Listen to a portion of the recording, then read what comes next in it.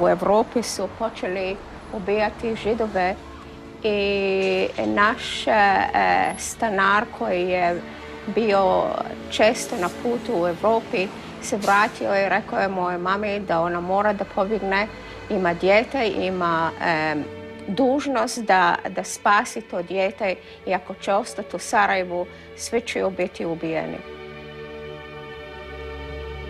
Ja mislim da je ona to uzela jako ozbiljno, prodala je sve što je mogla i osim toga ja mislim da su joj ljudi pomogli dobiti papire koje su trebali da prođu granicu.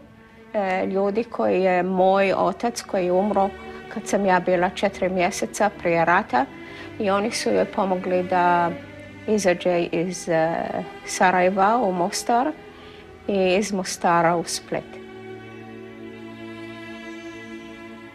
Kad je moja mama odlučila da ostavi Sarajevo, ona je molila njezine roditelje i 2 sestre da se priključe njoj i da ostave Sarajevo. Moja baka i dedo nisu htjeli i da su svi ostali u Sarajevu u našoj kući.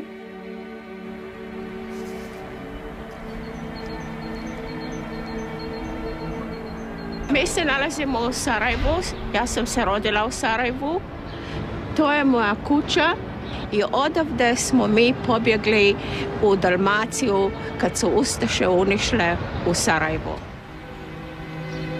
Sarajevo je prije Drugog svjetskog rata bilo jedan od velikih, možda drugi ili treći jevrijski centar na Balkanu. U Sarajevu je živjelo oko 11.500 Jevreja, u cijeloj Bosni nešto oko 14.000. Hajde kažem, ako je Sarajevo imalo 45 do 50.000 stanovnika, 11.500 Jevreja, znači svaki 4., 5. stanovnik je bio Jevrej.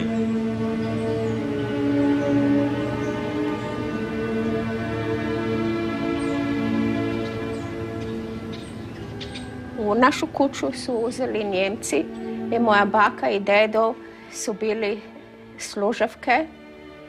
Oni su ostali, ali su preživjeli u Sarajevu. Imam nekoliko slika koja je moja mama snimila u Splitu i u Korčuli i poslala njezinim roditeljima u Sarajevo. Bilo je u Korčuli oko 800 Židova koji su bili tamo sve do kapitulacije Italije u 8. rujna 1943. godine.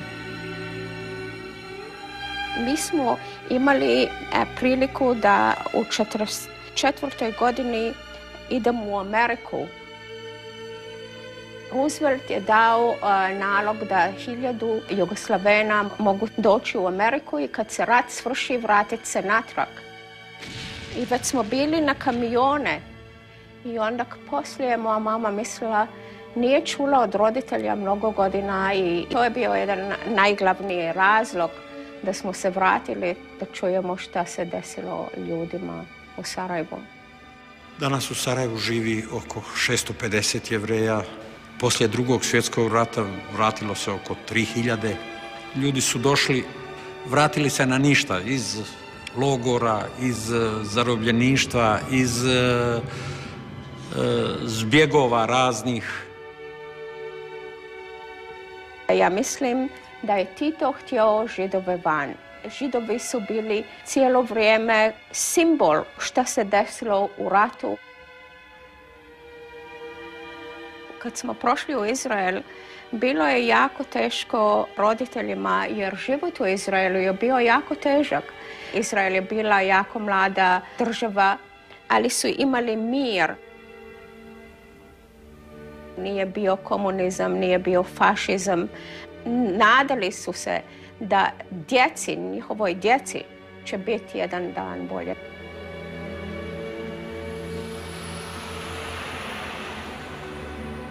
Mi smo se oženili jako mladi, čim smo svršili vojsku i ja sam otišla u školu za učitelje.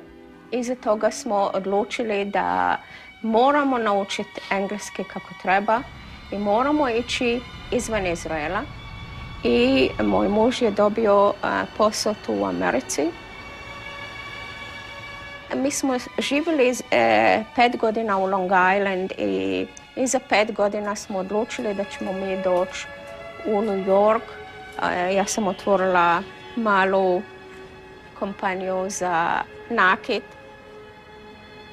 U početku je bilo jako teško, ali najedanput iza možda 3 godine ljudi su vidjeli moj nakit i odlučili su da to mora se metniti u svim radnjama. I polako je to unišlo i u Zale, i u Saks, i u Macy's.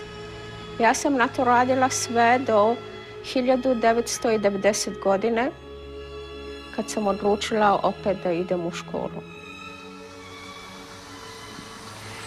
Well, it's hard to talk about Esther as a student without talking about Esther as a person. Because when she first came to me in 1999, I met a petite woman who was determined to come and study at a graduate school in a doctoral program, because that's what our school is.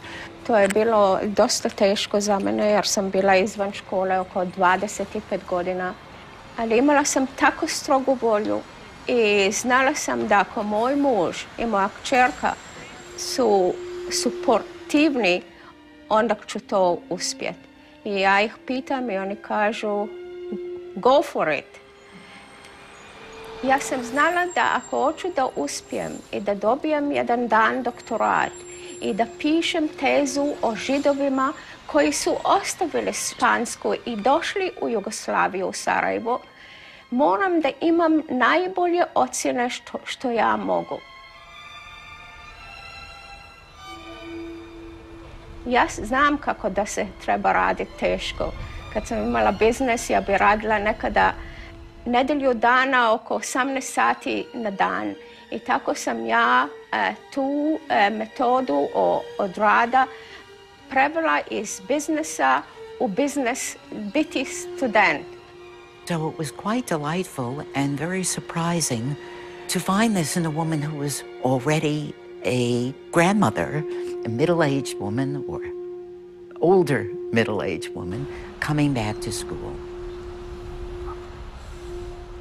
Ljudi su se malo smijali jer čovjek od 50 plus, ali moji profesori nisu ništa kazali da me ne bi discouraged. Imala sam u namjer da idem za Fulbrightovu stipendiju. Gospođa koja je bila reprezentativ iz naše škole, ona ide okolo u circle, mi smo bili jedno 30 od nas i na jednom dođe do mene i kaže kako se zoveš i šta radiš i u kojem fakultetu si. Ja kažem, nisam mogla da je odgovorim, tako mi je bilo strah. I ona kaže, govori, digni glas. Ja kažem, moje ime je Esther Gitman i ja sam iz fakulteta povijesti. I ona kaže, i šta je tvoja teza? I ja kažem najedanput spašavanje Židova u Hrvatskoj. A ona kaže, zašto bih htjela to da pišeš o tome? Nisu Hrvati bili svi zločini, nisu svi Židovi poginuli tamo. Ja kažem, znaš, možda su puno poginuli, ali ja sam se spasila tamo. A ona kaže, nevjerovatno. To je nevjerovatno.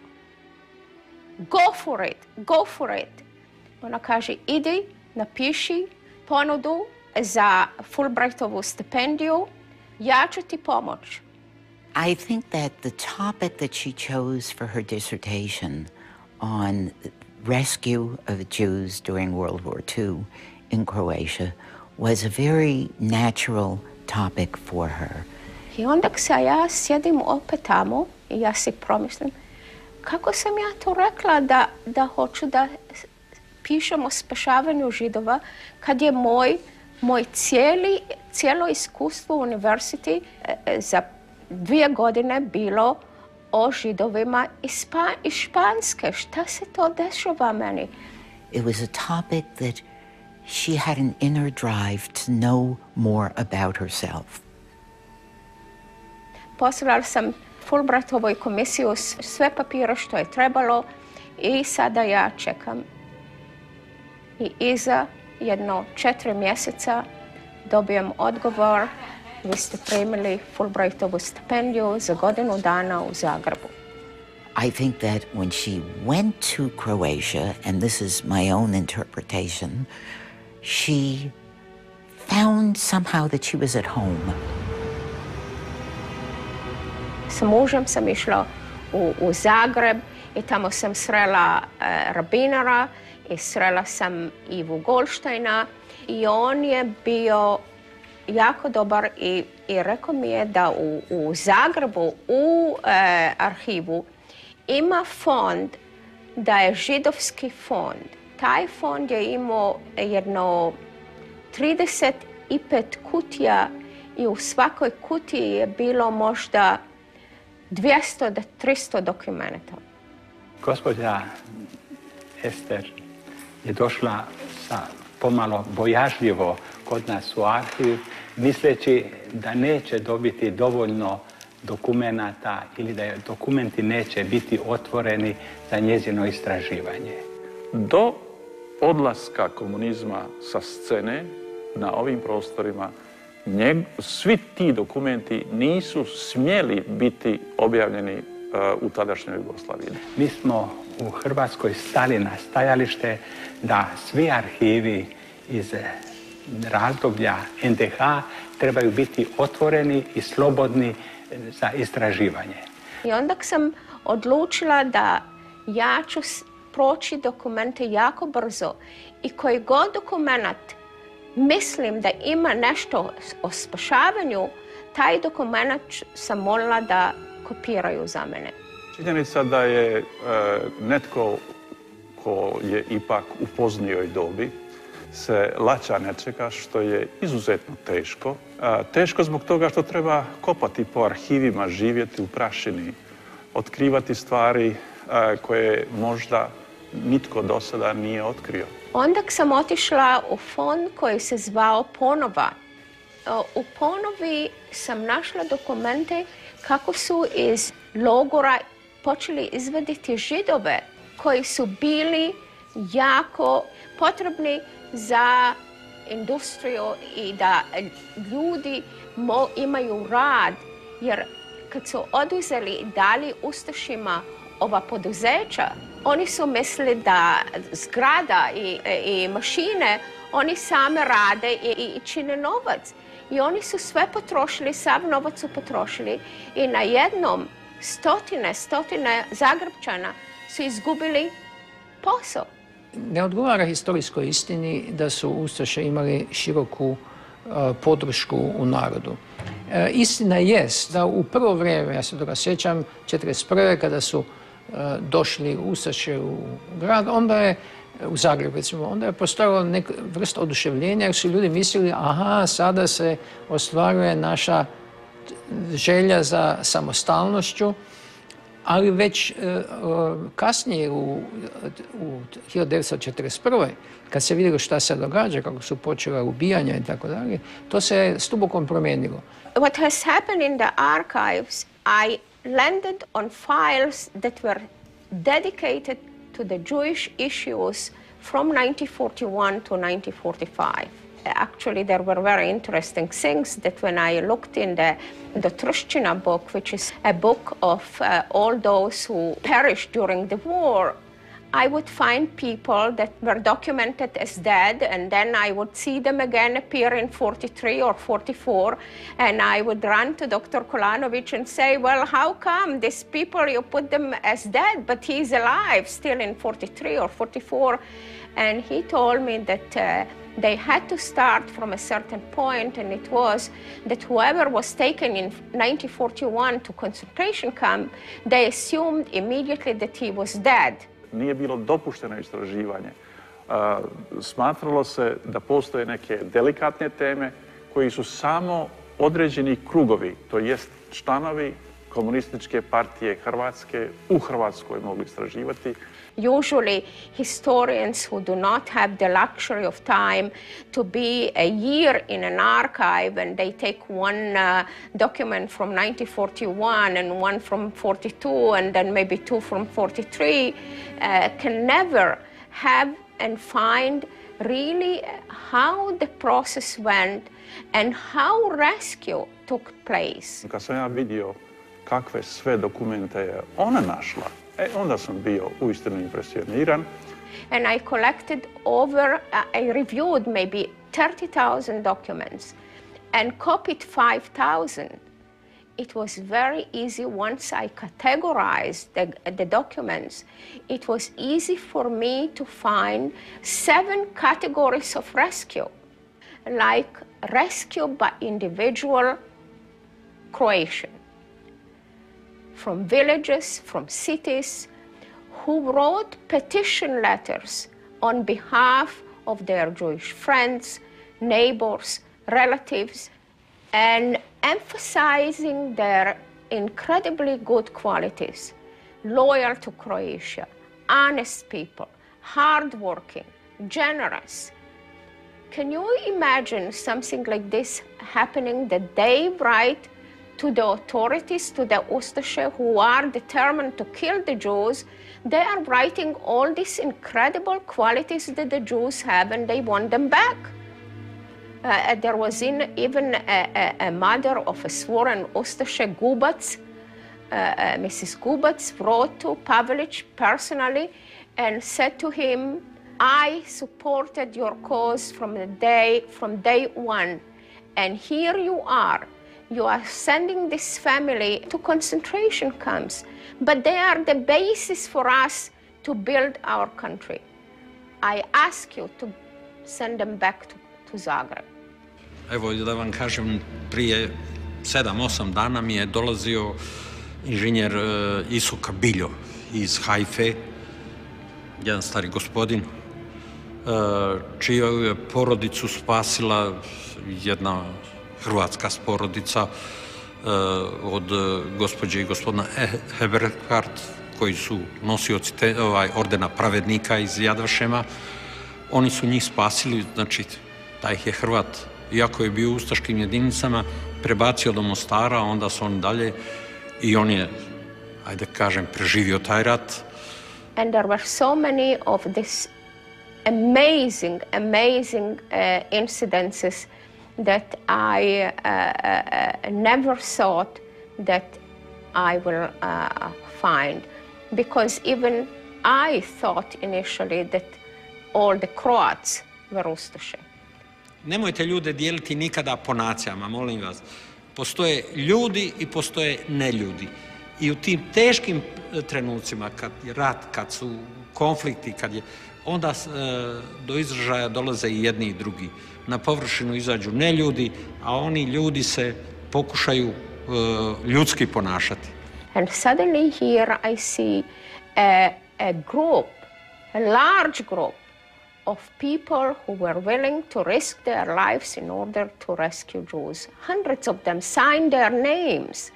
And we know that every such name, if they didn't like the person, they could send him to concentration camp just because he signed his name on such a petition. To su jako tužne priče, ali koje u sebi imaju onu poruku da uvijek ima dobrih ljudi, nisu svi ljudi zli. They were officials in the NDH government that assisted. We know that Minister of Health, Dr. Ivan Petrić, sent all the Jewish physicians to Bosnia to cure endemic syphilis. Mi smo bili prva grupa, 20 liječnika i ovak je to bilo. Zapravo spas tih liječnika. Možemo zahvaliti to, naročito uvijek naglasim, primarijusu Petriću, koji je bio onda ministar zdravlja. Petrić decided that it is an excellent idea. The only problem was how to present it to the 7 ministers that were making all the decisions. Petrić je to odneo na ministarski savjet da bi trebalo liječnika, nema dovoljno liječnika u Bosni, ima tu židovskih liječnika koji nisu protiv Hrvatske i protiv hrvatske samostalnosti. Zašto oni ne bi išli tamo dole raditi i tako dalje. U ministarskom savjetu Pavelić šutio, potiho, ništa nije govorio. 4 ministra su bili protiv toga, a ostali su šutjeli. But Pavelić thought about it and he decided that it's better to cure the Muslims and save for a while the Jews, and when the cure is achieved, they can send them to concentration camps. Onda Pavelić kaže Petriću, dobro Petrić, veli, kako ti još možeš, veli, to opravdavati? Pa kaže, pa nek židovsko pitanje je tu, veli, pa oni nek rade, kaže. Zašto moraju oni odmah na početku stradati? Kaže Pavelić, tako je, ima pravo, veli, neka rade, veli, pa onda, veli, na kraju krajeva, veli, oni će doći na red. And in total, there were 142 physicians. So this was another way that officials in the government rescued Jews or attempted to rescue them.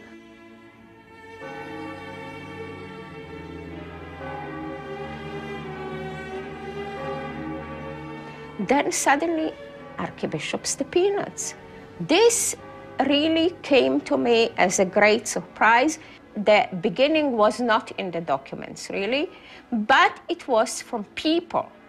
His name came so often, and I was so surprised because in my mind, all the Catholic priests were anti-Jewish and nobody would ever bother to save Jews. Do 90. godine o Stepincu se nije smjelo ni govoriti. Sjećam se kad smo njegov životopis koji je tiskan u Rimu htjeli dobiti, u autobusu smo ga skrivali. Jedan župnik je nabavio 3 primjerka i bojeći se da će zato nekoga pozvati na odgovornost, je zakopao u zemlju i mi smo nakon 90. godine restaurirali ta 3 primjerka. And suddenly I hear this name, Stepinac, and I say, who is this guy? And they said, well, he was the Archbishop of Zagreb. And I said, I must find everything that I possibly can about this man. And as deeper as I researched, the more amazed and fascinated I was with the humanness of this person. Dakle, kad smo bili na udaru, da smo ovako se govorilo, jedini čovjek koji nas može spasiti, to je Stepinac. I thought this is how a person of God should be. Not think which race the person is, where does he come from, but he is a human being, a God's creation, and as such, he has to be rescued. Ljudi su se u njega uzdali, da će on spriječiti zločine koji su se događali, koji su bili strašni, ne samo prema Židovima, nego isto tako, kao što znamo, i protiv Srba i protiv Roma. Vi morate psihološki gledati jednog katoličkog svećenika, ne onoga nižega ranga, uzmemo župnika, nego gledati ove velikane, uzmemo biskupa Dalja, on je ipak bio nadbiskup, Više oni nisu imali te moći, ti biskupi, nadbiskupi kao u srednjem vijeku. Oni su igrali jednu veliku društvenu ulogu, ali moć, političku moć, one nisu imali. He instilled in the mind of the Croatian people, in his sermons, in his daily talks, that we do not recognize races. There is only one race, and it is the humankind created by God. Stepinac nije bio antisemita, to je sigurno. On je bio liberalan čovjek. The Nazis and the Ustaše were very angry with him. His life was in danger, and in fact in 1943 he was scared himself that he is going to die, not for himself, but for all the people that were under his protection. He felt that the Croatian people will suffer for years from what the Ustaše did. Less than 2 months into the war, he already distanced himself totally from the regime, and he began writing letters to both Artukovic, the interior minister, and to Pavelic, the poglavnik, instructed them to change their conduct regarding the Jews. Although he hated communism as much as Nazism, and he was more concerned about the future, not about the present. And Pavelic for him was just a heavy presence that eventually will disappear. Naime, SS neko vrijeme, za vrijeme NDH, bili su zabrinuti da li se u Hrvatskoj ozbiljno shvaća antisemitizam, jer je donesen neki zakon o počasnom arijevstvu koji se nije sviđao Njemcima. Pa su onda saznali da je Pavelićeva žena, koja je imala židovsku krv, a naročito žena do poglavnika Dide Kvaternika, koja je imala židovsku krv, pa je postojala neka sumnja da se u Hrvatskoj ne uzima ozbiljno taj progon Židova. But we also know that he actually saved Zagreb. He managed to reach the headquarters, Allies headquarters, asked them to please not bomb Zagreb. And I believe that he really saved the people and saved the city of Zagreb and saved the Catholic Church in this part of the war. There are 60 letters that were sent from survivors to Yad Vashem to declare Stepinac as righteous among nations. It did not happen yet. Hrvatsko-izraelsko društvo, kad je bio na čelu tog društva Montiljo, ja sam bio onda potpredsjednik 8 godina, 2 puta smo doneli odluku da Stepincu daju naslov pravednika. I to smo poslali i u Izrael. Nažalost, to do sada ništa od toga. Others who did less than he did were recognized as righteous. But I believe that after my generation passes away and a new generation that doesn't carry any baggage on their backs will rise up and look at this document, and I think that they will see what I saw some years ago. Znalo se da je nadbiskup Stepinac spašavao ne samo Židove, nego i čak i komuniste koji su ga kasnije sudili. Stepinac saved the Croatian people and the Catholic Church in Croatia. First of all, he did not ever want to leave Croatia. Stepinac's worst fear, I think, was that at one day his entire Croatian people are going to suffer because of what Ustaše did.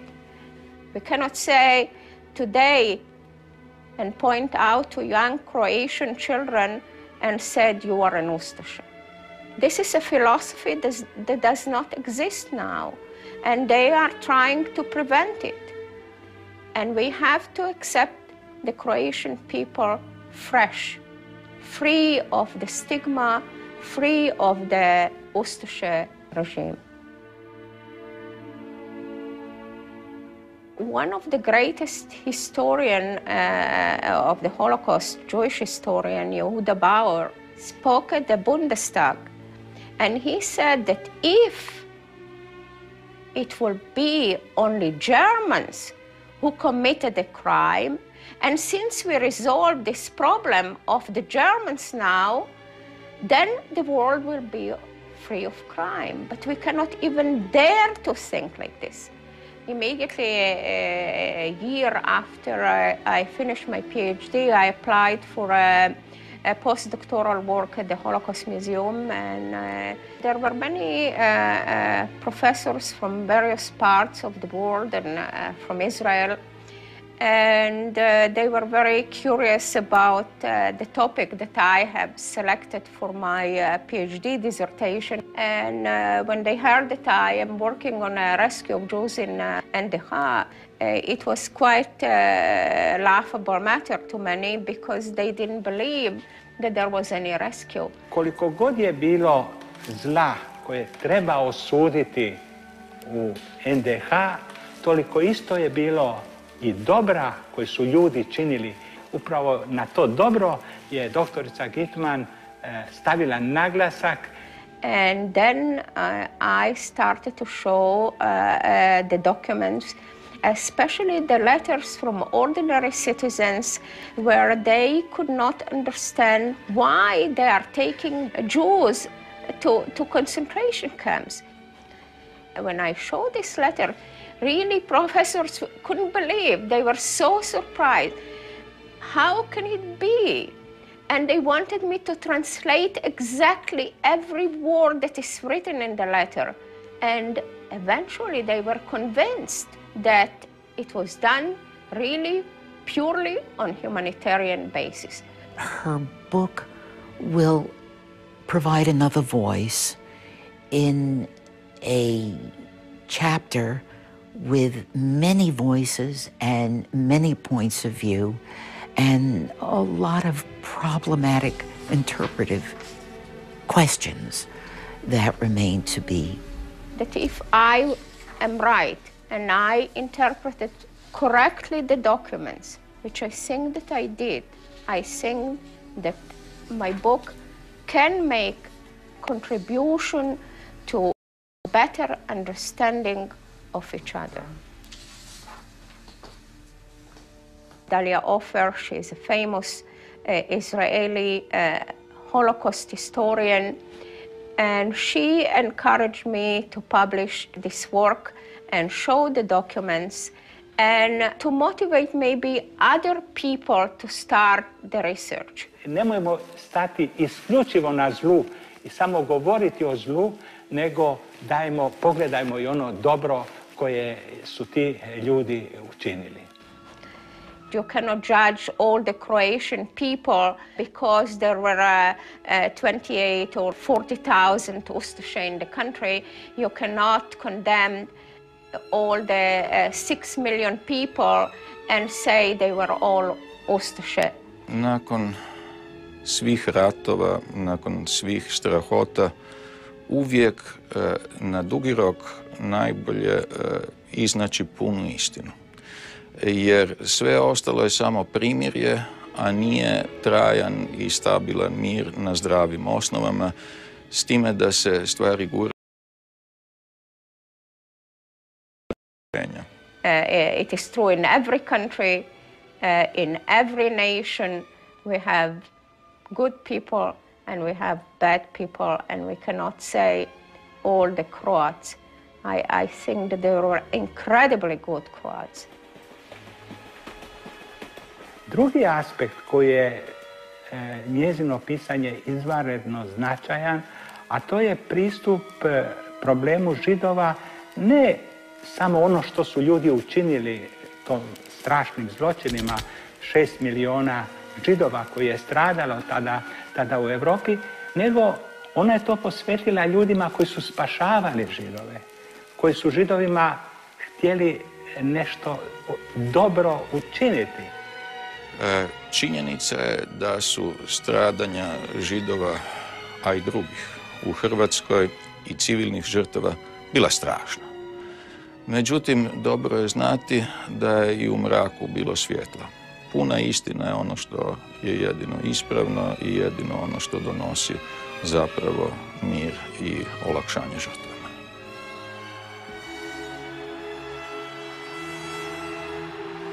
Ja sam dobio pismo kad sam bio student u Parizu. Dobio sam pismo od jako dragog školskog kolege o tome kako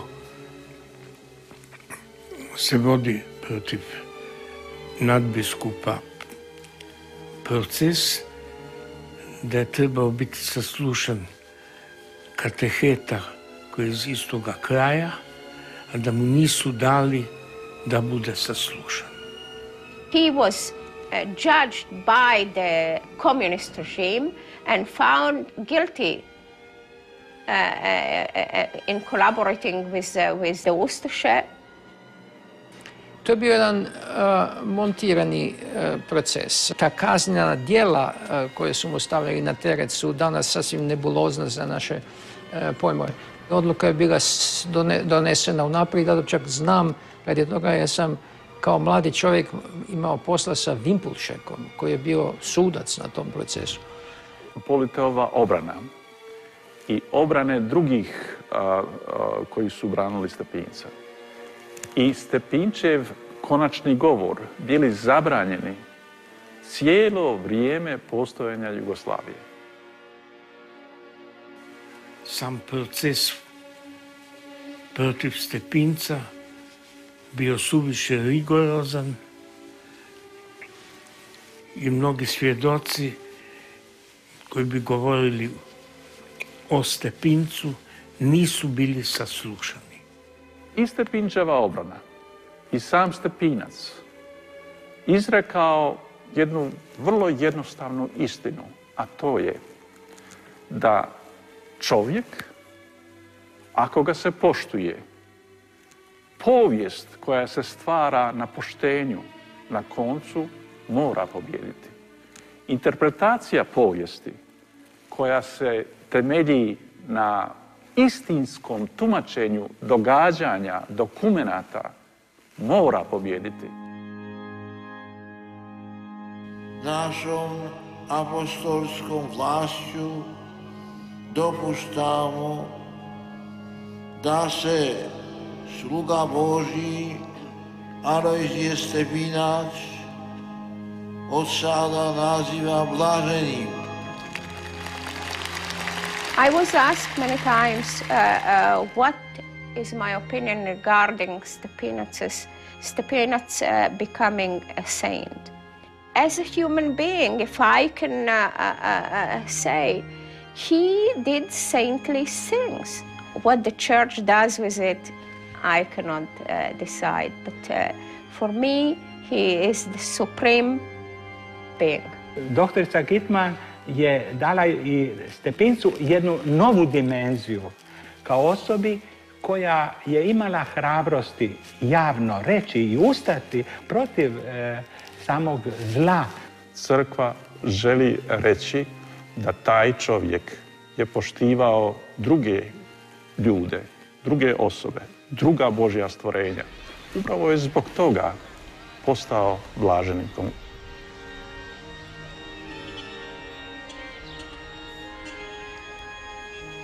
My feeling and opinion about Stepinac are extraordinary human being, and sometimes I wish I could meet him and bow my head to him and say thank you very much for what you have done. I wish I could see him and tell him this myself.